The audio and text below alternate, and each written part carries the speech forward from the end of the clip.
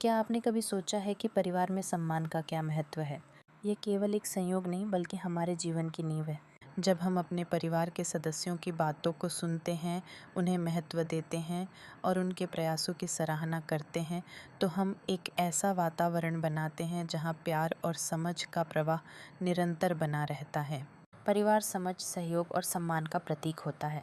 कोई भी रिश्ता खून का नहीं बल्कि आपसी समझ और प्यार से जंगली होता है।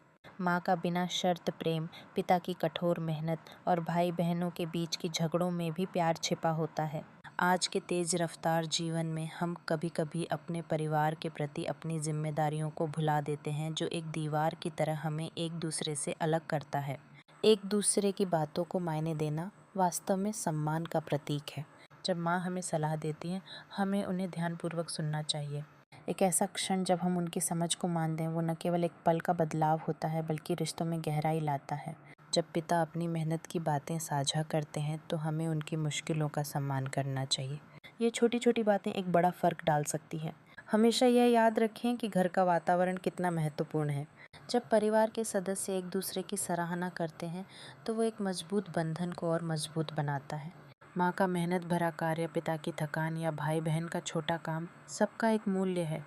जब हम सरलता से कहते हैं धन्यवाद या आपने बहुत मेहनत की, तो इन शब्दों से मिलने वाले सकारात्मक प्रभाव की कल्पना कीजिए।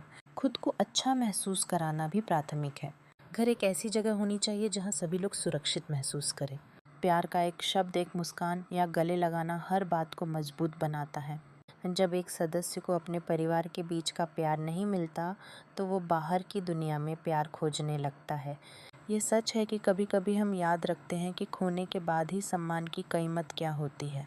आज से हम क्या बदल सकते हैं? अपने परिवार की बातें ध्यान से सुनें, हमेशा उनकी सराहना करें और कभी भी गुस्से में अपशब्दों का प्रयोग न करें।